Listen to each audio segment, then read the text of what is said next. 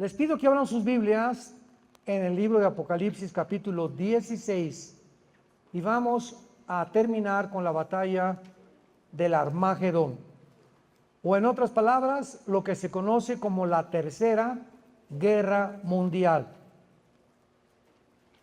Habíamos mencionado anteriormente que de acuerdo al Instituto para la Investigación de la Paz en Suecia, Estocolmo, Suecia, se calcula que en los 6,000 años de historia han habido 25 años de paz. Esta investigación es bastante exhaustiva de parte de este Instituto para la Investigación de la Paz, y esto nos habla de una forma dolorosa, patética, de que la historia del ser humano ha sido una historia de guerras. El hombre contra el hombre, la mujer contra el hombre contra la mujer, el esposo contra la esposa, los hijos contra los padres contra los hijos, el pueblo contra el gobierno contra el pueblo, etcétera, etcétera, etcétera. Este fenómeno de discrepancia, de odio, de rencor, de venganza dentro del ser humano, los sociólogos, los psiquiatras, los psicólogos, los antropólogos han tratado de poder deducir las causas de por qué el ser humano no puede vivir en paz. ¿Qué es lo que nos impele, lo que nos mueve a que lleguemos, como estamos a punto, de nuestra autoextinción, de nuestra autodestrucción? Una de las características más notables del ser humano y más psicópatas y más enfermizas es lo que la Biblia precisamente describe como que el ser humano es un ser autodestructivo y que es mentira bíblicamente que la razón guíe al ser humano. No es cierto que seamos seres guiados por la razón, somos seres guiados por las pasiones. Tú le preguntas a una persona que fuma, oye, ¿tú no sabes que al fumar estás afectando tu laringe, tu garganta, tu tráquea, tus pulmones, alvéolos pulmonares, tu estómago, tu hígado, tu sistema nervioso, tu sangre, etcétera, etcétera? Y te va a contestar la persona, sí. Aún en las cajetillas de cigarros dice, este producto es nocivo para la salud. Entonces, ¿por qué lo sigues haciendo, Pancho?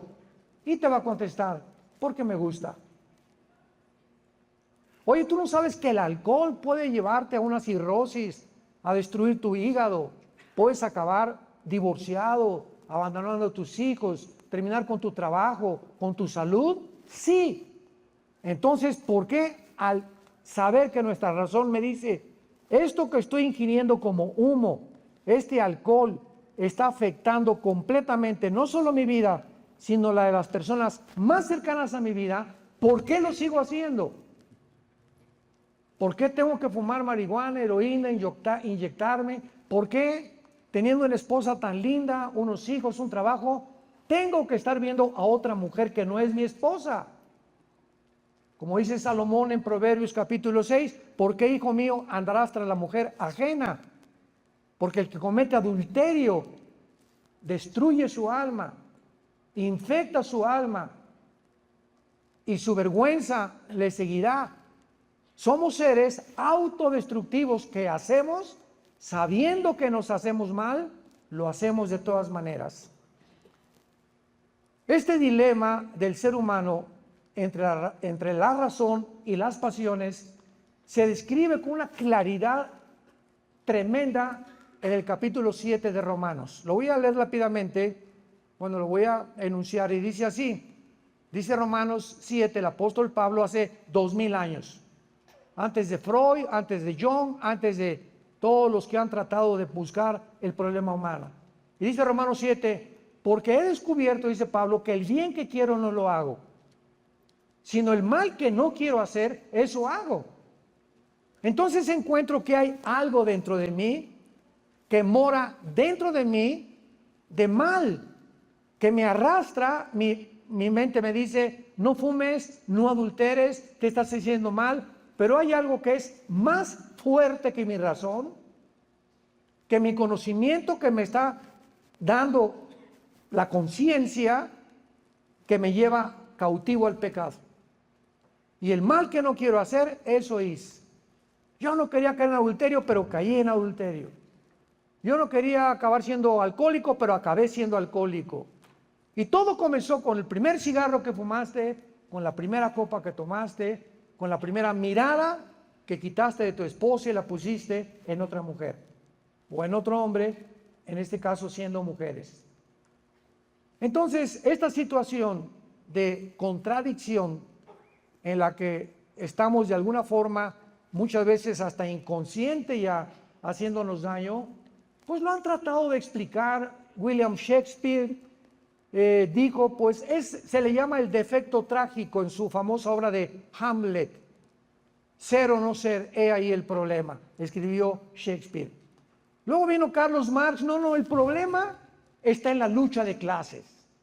Si la clase del proletariado derriba a la clase burguesa y se estabiliza la sociedad y repartimos el dinero, se va a solucionar el problema porque la raíz es social, de acuerdo a Marx.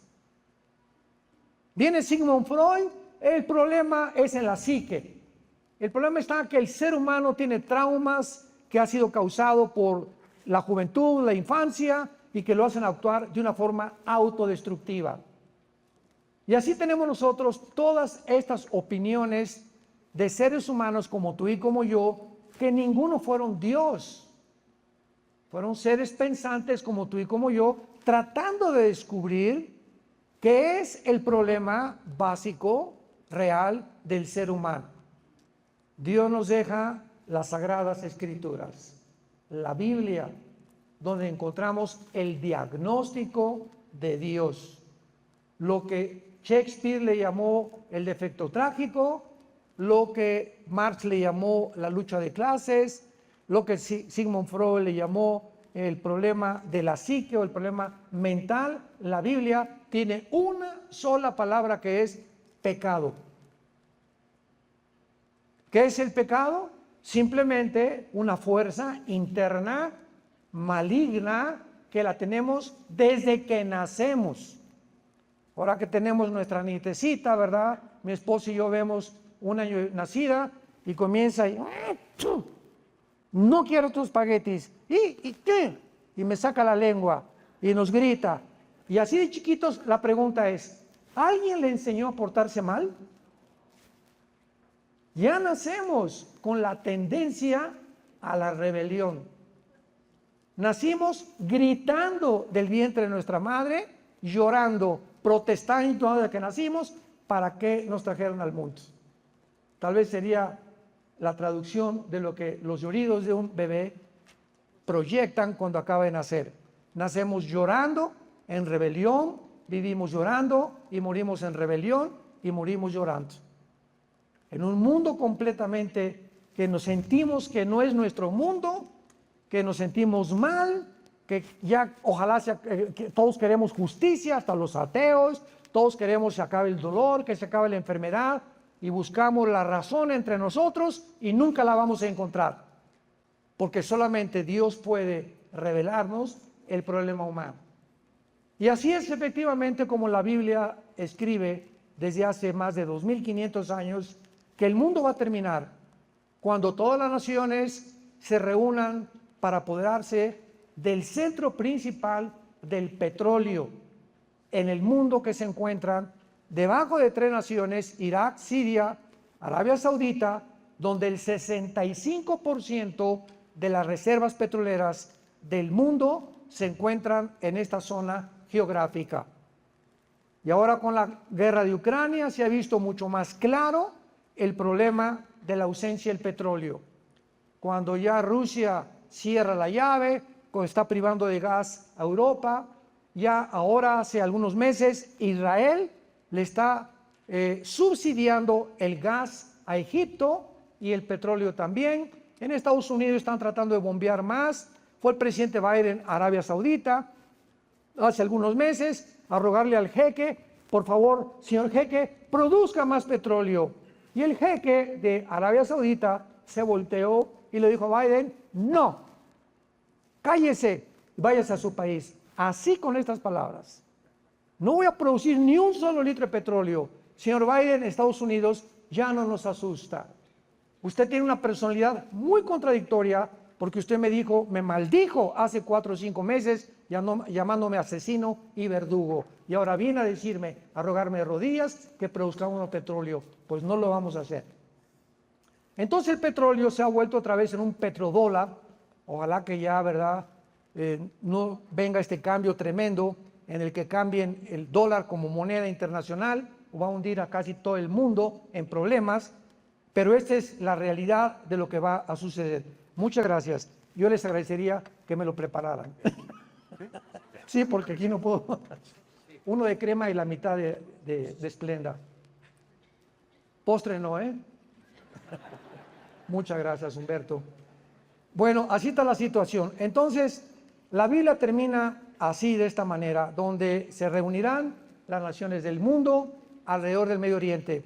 Y ahorita el problema que hay entre Estados Unidos precisamente es que si Estados Unidos quiere conquistar el mundo, si el Oriente quiere conquistar el mundo, Rusia o China, forzosamente, ya sea el Occidente o las naciones del Oriente, necesitan el control del Medio Oriente. Porque el que tenga el control de las mayores reservas petroleras del mundo, como lo dedujo Saddam Hussein en la guerra de 1990-91, en el siglo pasado, en Kuwait, que dijo Kuwait, me voy sobre Kuwait, pongo de rodillas a Kuwait, me apodero del petróleo y pongo de rodillas al mundo para yo convertirme en el dictador mundial. Desgraciadamente, Hussein no sabía que no era el tipo, él no era el anticristo, y que las naciones no se iban en ese tiempo a quedar cruzadas de brazos. Se formó una coalición por el presidente papá George Bush de 29 naciones, sacaron a Hussein de Kuwait. Cuando llegaron a Kuwait, Hussein había casi destripado a las mujeres embarazadas, había colgado a los niños, había hecho una masacre como no tienen idea. Se refugió en Irak, lo siguieron persiguiendo a Irak y allá lo encontraron en Irak, a Hussein, y su propio pueblo lo juzgó y lo ahorcó. Así que no fue posible para él dominar el Medio Oriente. Antes de que Inglaterra y Francia y Estados Unidos tuvieran control del Medio Oriente, lo tuvo el Imperio Otomano Turco, también ya lo mencionamos. Y los otomanos turcos casi por 500 años tuvieron el control del Medio Oriente hasta después de la Primera Guerra Mundial. Pero ya de la Primera Guerra Mundial para nosotros, el pleito ha sido entre Rusia y las naciones del Oriente y del Occidente para controlar ahora el petróleo. ¿Quién va a ganar? La Biblia dice que nadie. Porque cuando se junten ahí las naciones, Cristo aparecerá junto con nosotros para matar al anticristo, los ejércitos del anticristo, y establecer su reino mesiánico de 1000 años en el planeta Tierra. Veamos pues los detalles de esta última guerra que se llama el Armagedón. La palabra Armagedón es una palabra hebrea que significa monte, el monte de la matanza. Muchísimas gracias. El monte de la matanza, apúntalo, significa la palabra Armagedón. Y veamos con cuidado estos versículos. Apocalipsis 16, versículo 12 en adelante. El sexto ángel derramó su copa sobre el gran río Éufrates.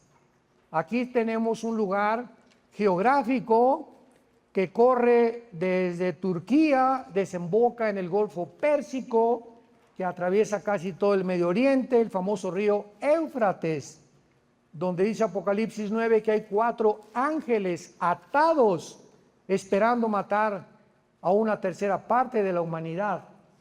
Entonces no tenemos duda alguna, cuando se citan lugares geográficos, de qué lugar está hablando la Biblia.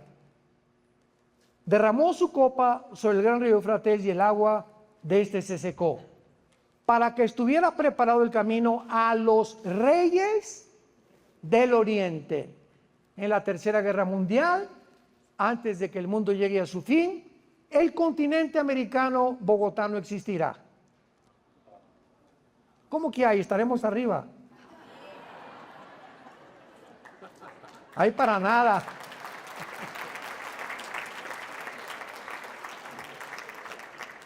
Ni México, ¿verdad? Desde Alaska. ¿Por qué decimos esto? Porque vamos a ver a continuación que las primeras explosiones nucleares van a morir la cuarta parte de la humanidad.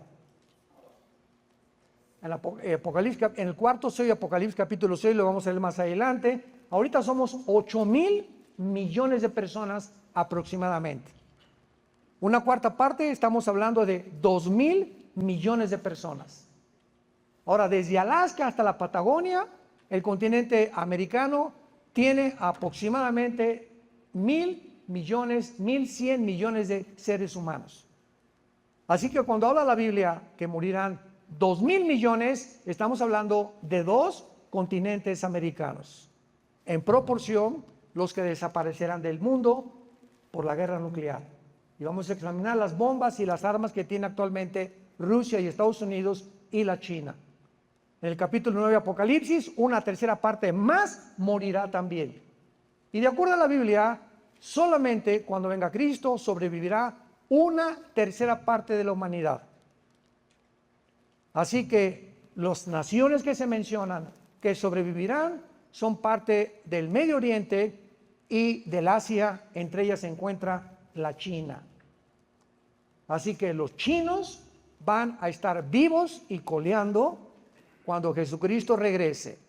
Arabia, Egipto y algunas naciones posiblemente del norte de África. Cuando la Biblia habla que los reyes del oriente vendrán, cuando se seque el río Éufrates, damas y caballeros, el río Éufrates desde hace un año comenzó a secarse.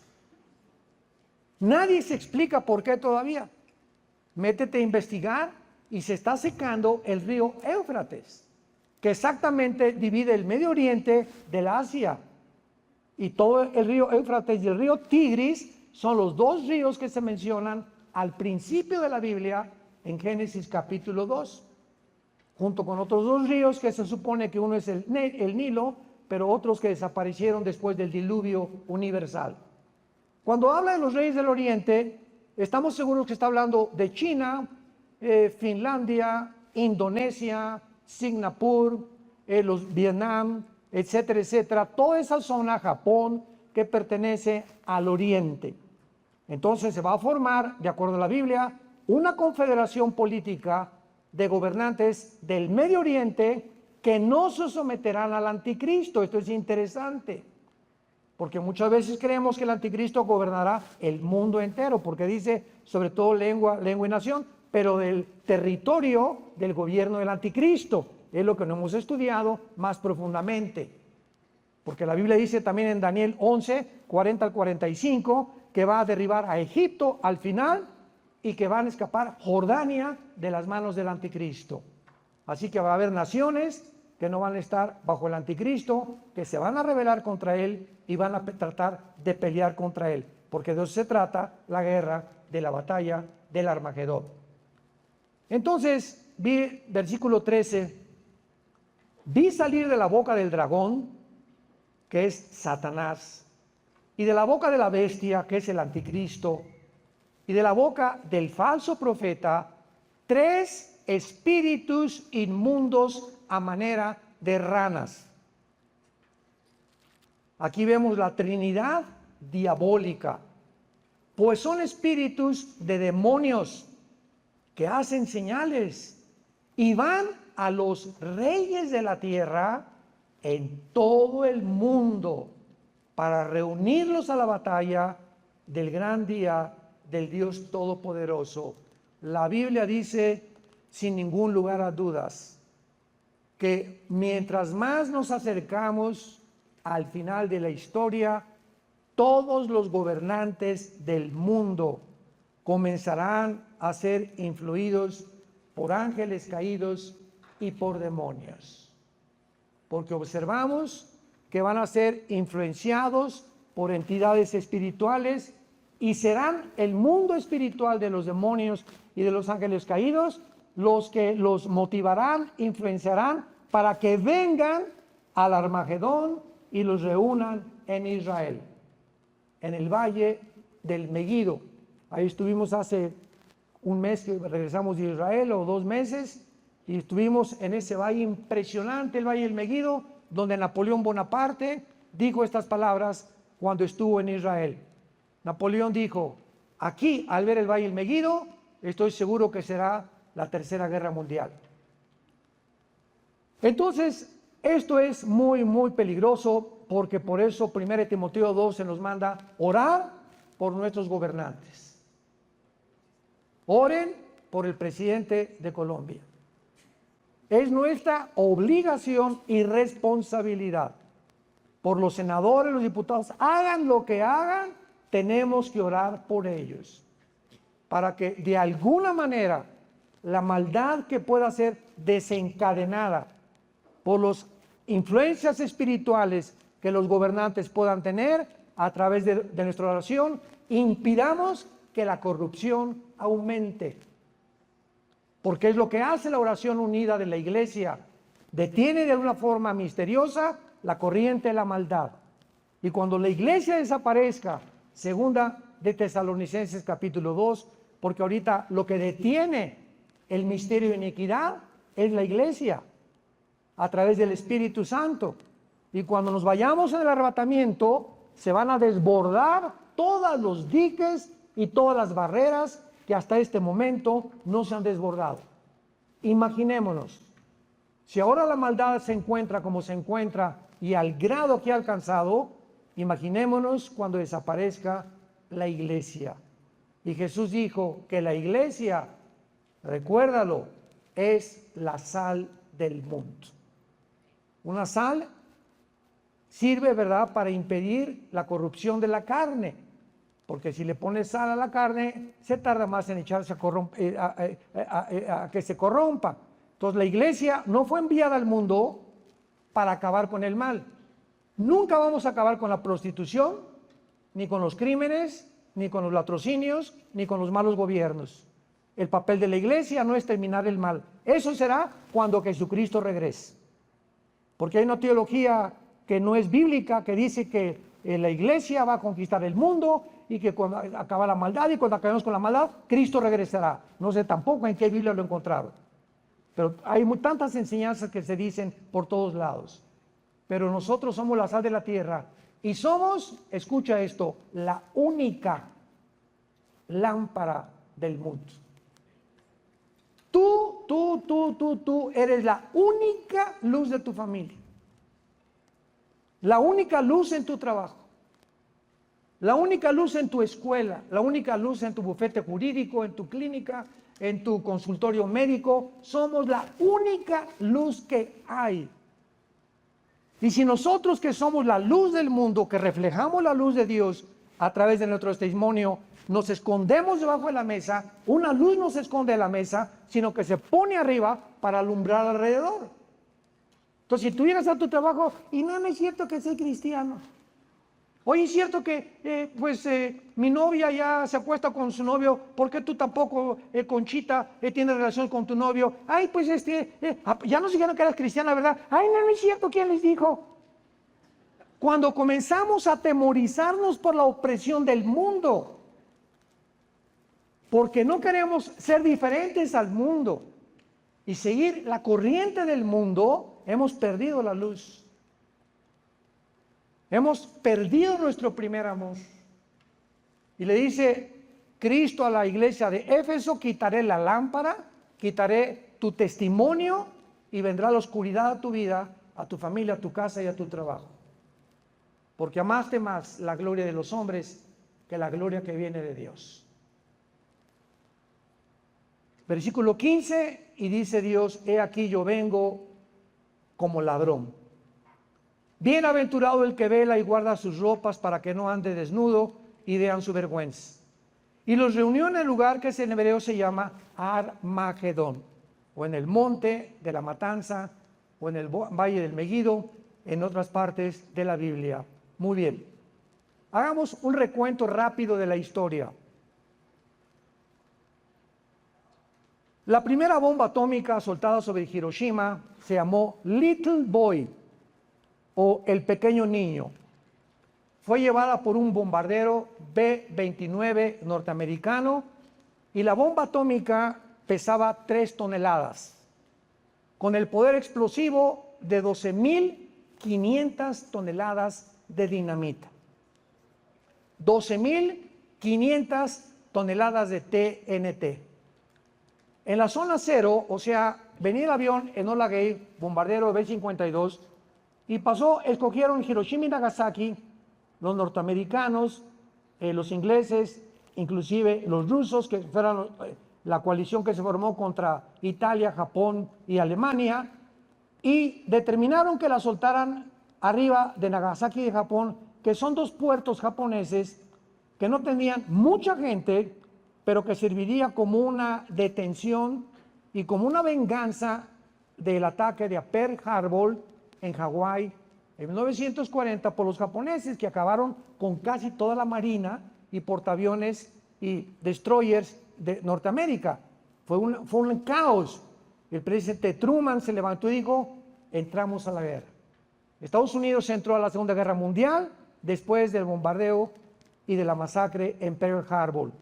Entonces escogieron 2 puertos, Hiroshima y Nagasaki, y la bomba se suelta. Escuchen esto, la bomba atómica no tocó el suelo. La bomba atómica explotó a 500 metros antes de tocar el suelo. Así fue como el doctor Roberto Oppenheimer y Enrico Fermi de Italia la diseñaron y la fabricaron. Les recomiendo hasta ahorita la película de Oppenheimer. Ayer la vimos, que dura 3 horas, así que ten paciencia, pero explica todo cómo se formó la bomba atómica. Está muy buena en cuestión histórica y nos muestra la personalidad de Oppenheimer, cómo después de que ayudó a que ya Estados Unidos ganara la guerra, lo comienzan a perseguir echándole la culpa que era comunista, a su matrimonio. Así es el mundo. Los que el domingo te alaban, te crucifican el viernes. Maldito el hombre que confía en el hombre. Entonces explota y alcanza más de 3.000 grados centígrados en cuestión de segundos. Explota a 500 metros y en menos de 5 segundos alcanza 3.000 grados y queda completamente devastada una zona de más de 25-30 kilómetros de la zona cero. Más de 80.000 japoneses mueren instantáneamente y se inicia una tormenta de fuego y de incendios que duró 6-8 horas aproximadamente. Lo más interesante de esto es que la Biblia, veamos rápidamente en el libro de Zacarías, ahorita regresamos a Apocalipsis, Zacarías capítulo 14, profetizó hace 2.500 años, damas y caballeros. La Biblia profetizó hace 2.500 años los efectos que tendría una explosión nuclear, cuando ni siquiera la pólvora se había descubierto. Zacarías 14, versículo 12. Y esta será la plaga con que herirá Jehová a los pueblos que pelearon contra Jerusalén.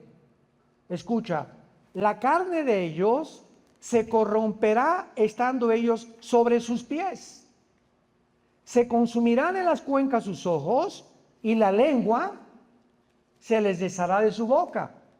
Esto no lo produce una lanza, ni una flecha, ni una granada. 2.500 años antes la Biblia había profetizado que la bomba atómica iba a producir rayos infrarrojos, rayos ultravioleta, que harían que las personas o los japoneses que estuvieron presentes en segundos desaparecieron sus ojos, sus cuencas, se desapareció su cuerpo por el infierno del calor que desplegó la radiación nuclear del uranio 235 y del plutonio, que son los elementos que forman una bomba atómica. 75 años más tarde, después de la Segunda Guerra Mundial, el científico alemán Robert Oppenheimer, quien fue director del proyecto Álamos en Nuevo México, todo esto está en la película, está muy bien documentada la película, le preguntaron, y está en la película, el presidente de Estados Unidos le dice, lo invitó a la Casa Blanca, oiga, tenemos que fabricar más bombas. O sea, ya estaban los americanos contentos de que pues firmaron la paz los japoneses, se terminó la Segunda Guerra Mundial, gracias, y esta fue la filosofía que tuvieron. Más vale que mueran 160,000 japoneses a que hubieran muerto más de 1,000,000. Con la bomba atómica detuvimos la guerra. Si la bomba atómica no hubiera sido soltada, hubieran muerto más de 1,000,000 de personas.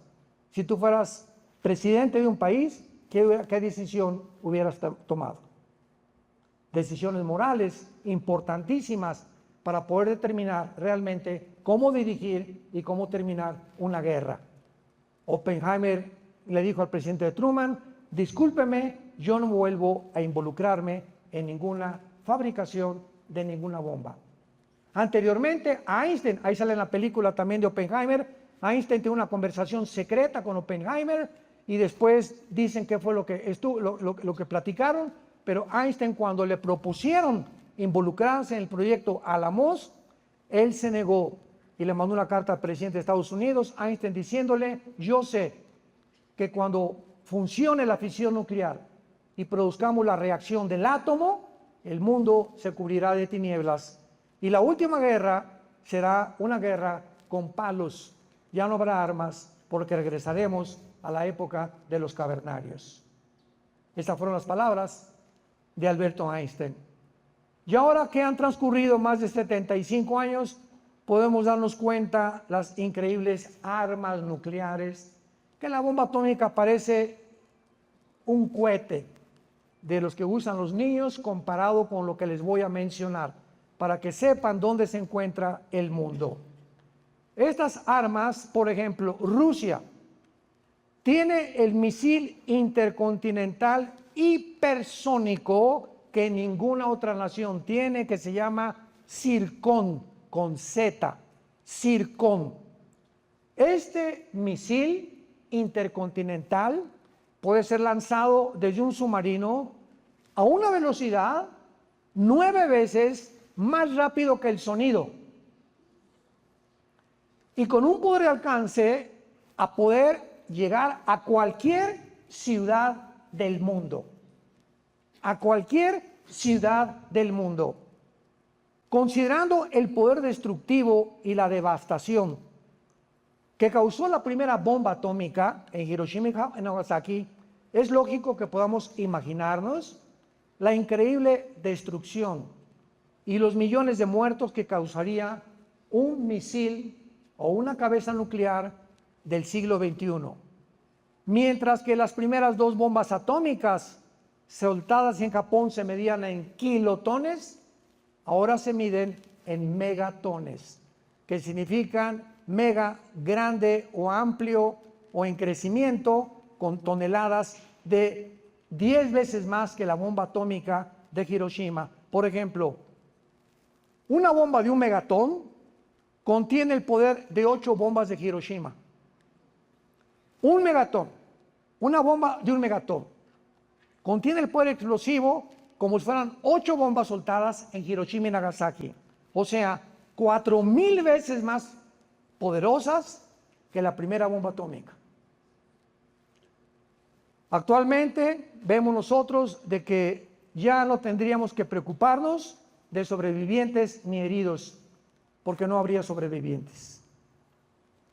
Las armas hipersónicas Zircon de Rusia vuelan tan rápido y a velocidades hasta el Mach 6 con una trayectoria balística atmosférica baja que puede penetrar los sistemas tradicionales de cualquier sistema antimisil que desarrolle Israel o Estados Unidos. Estados Unidos tiene la costa occidental, ¿verdad? En todo lo que es California, etcétera, etcétera, barreras invisibles para tratar de impedir bombas que vengan de China, e Israel tiene también escudos que interceptan las bombas que le mandan de la Franja de Gaza o que puedan lanzar los grupos terroristas desde el Líbano. En fin, hay naciones que ya están protegiéndose de una forma invisible con una tecnología impresionante de los misiles. Sin embargo, el misil intercontinental Zircon nadie lo puede detener. Tendrían que hacer de aquí a la Luna un sistema antimisil para que no se lo brincara. Y nadie lo tiene más que Rusia. La velocidad de 400 kilómetros por hora, que ni siquiera es el alcance total del misil, estos misiles hipersónicos destruirían cualquier barco, portaaviones naval, etcétera, etcétera, cerca de Ucrania. Y lo más sorprendente es que Rusia tiene misiles de cruceros ahora de propulsión nuclear.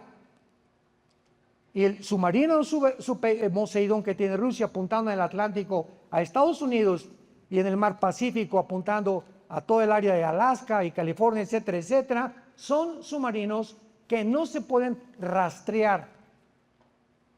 La tecnología, nadie sabe, tal vez fueron los chinos los que la desarrollaron y se la importaron a Rusia, no lo entienden cómo Rusia puede tener una tecnología tan elevada que ni los Estados Unidos han podido superar. Y finalmente vemos dentro de todas estas armas nucleares que la Biblia nos muestra claramente que terminarán en esta tercera guerra mundial. Ahora bien, cuando comenzó la guerra de Ucrania, el presidente de Chechenia, Ramzan Kadyrov, y el presidente de Belarus comenzaron a aconsejarle a Putin que usara las armas nucleares, que mandara un misil, escuchen, intercontinental, más de la velocidad Mach del sonido, a Inglaterra, a Escocia, a Irlanda, al Reino Unido, para que desapareciera el Reino Unido en 25 segundos. Y cuando el mundo viera que explotaba Escocia, Irlanda y la Gran Bretaña en 25 segundos, iba a rendirse Estados Unidos, el presidente Biden, como en la Segunda Guerra Mundial los japoneses, se iban a hincar, pedir perdón y cesaría una tercera guerra mundial. Putin no oyó este consejo, no sabemos por qué, pero el día 18 de febrero del año pasado, 2022, 18 de febrero, el presidente Lukashenko de Belarus anuncia la decisión de unirse y estar convencido de que deben usarse armas nucleares si Estados Unidos se atreve a poner una cabeza nuclear en Ucrania, o si convence la OTAN que Ucrania se adhiera a la OTAN, Rusia no se tentará la mente ni el dedo para usar armas nucleares. ¿Qué es lo que está pasando políticamente? Lo siguiente: la OTAN, que es el ejército de Europa, tiene un código. Y en medio de este conflicto hay tres naciones principalmente preocupadas para que las armas nucleares sean usadas: Estados Unidos, Gran Bretaña y Alemania o Francia. Si Rusia usa cualquier arma atómica contra Ucrania, o por accidente un arma nuclear cae en Ucrania, aunque Ucrania no pertenezca a la OTAN, el artículo 5 de la OTAN dice lo siguiente, escucha esto.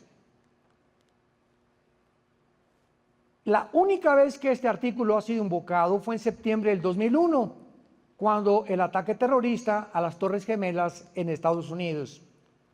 Y de la misma manera, dice el artículo, si Rusia inicia un ataque nuclear contra Ucrania, aunque Ucrania no pertenece a la OTAN, por la proximidad que tiene Ucrania de Polonia, de Rumanía y de las naciones cerca en su frontera, la explosión nuclear en Ucrania correría la radiación a Polonia, a Rumanía, etcétera, etcétera, y son naciones que pertenecen a la OTAN. Y eso le daría a la OTAN el derecho de atacar Rusia. Aunque no sea directamente contra Ucrania, la simple radiación involucraría, porque la ley dice así: cualquier proximidad que tenga una nación aliada a la OTAN, la radiación se esparciría a las naciones vecinas, por lo que las naciones de la OTAN tendrían que responder inmediatamente. La OTAN dice: si tú tocas a España, si tú tocas a Alemania, tocas a Francia, tocas a todas las naciones de Europa. Entonces, Rusia no puede nuclearmente atacar a Ucrania, porque si lo hace, no sabemos, posiblemente sea la causa o la chispa que produzca la guerra mundial o la tercera guerra mundial. La realidad es que Putin usaría cualquier arma nuclear, no se va a tentar el corazón para hacerlo, y el uso de estas armas causaría una radiación que atravesaría las fronteras de las naciones de la OTAN. Muy bien, cuando nosotros vamos a Isaías capítulo 13, vamos a algunos pasajes del Antiguo Testamento, veamos rápidamente, para terminar, de qué manera hace más de 2500 años los profetas del Antiguo Testamento anunciaron al mundo cómo iba a terminar. Dice Isaías 13, versículo 9.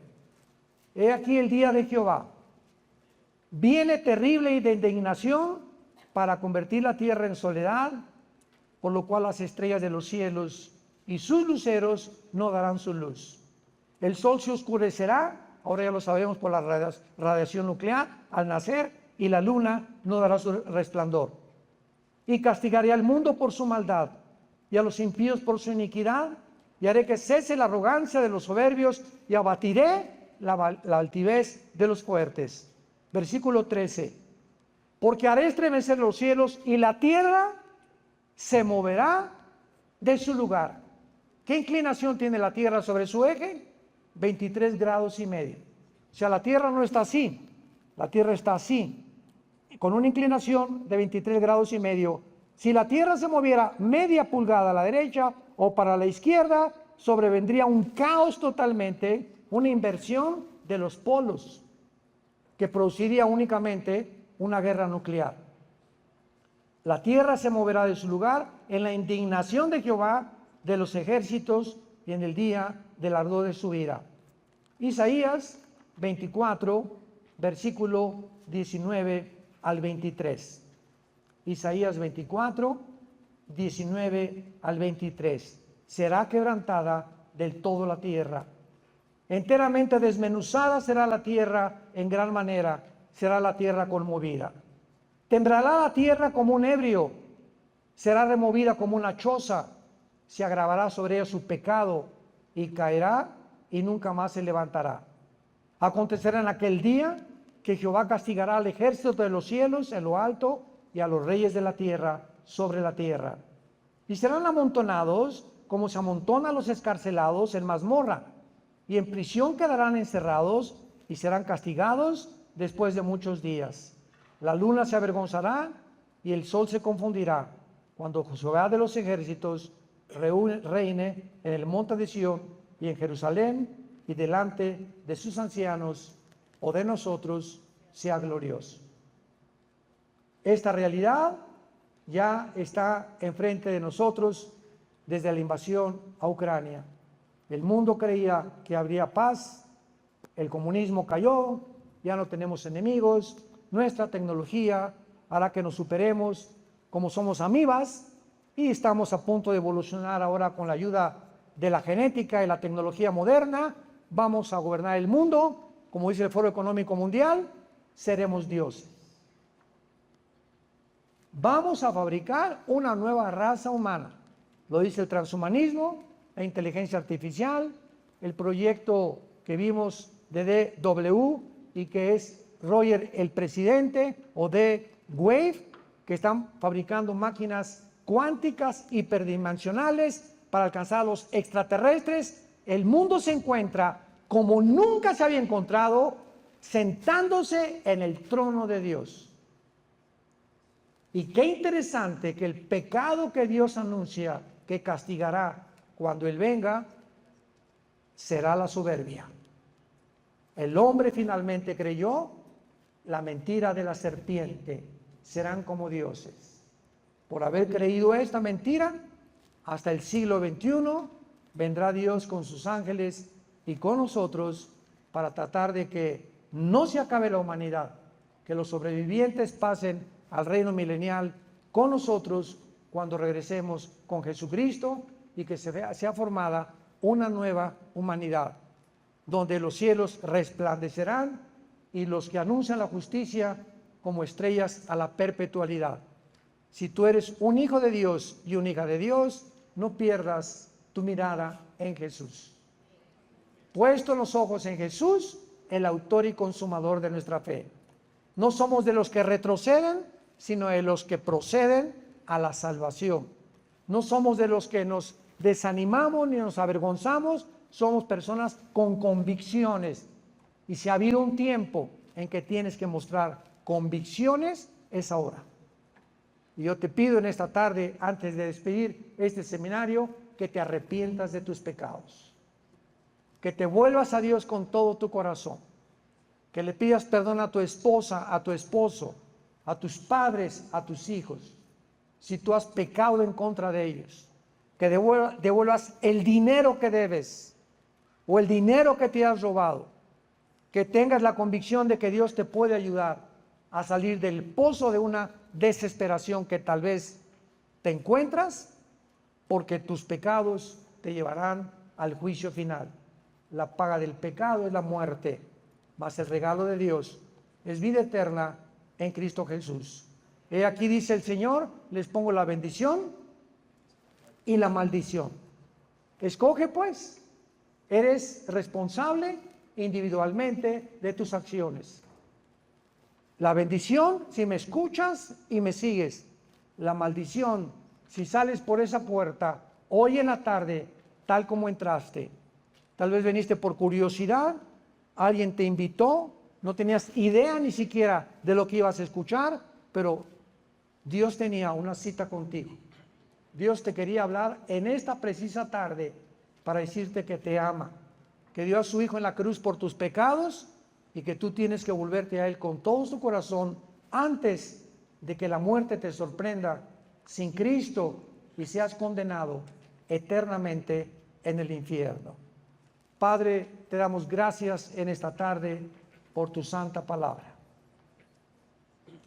Te damos gracias por habernos llamado a ser llamados tus hijos y tus hijas mediante el sacrificio de tu Hijo en esa cruz. Gracias por habernos dejado estas palabras que son fieles y verdaderas. No hay nada torcido en ellas. Todas ellas son rectas al que entiende y razonables a los que han alcanzado la sabiduría. La palabra de Jehová es limpia y pura como la plata más pura. Dichosos los que confían en ella.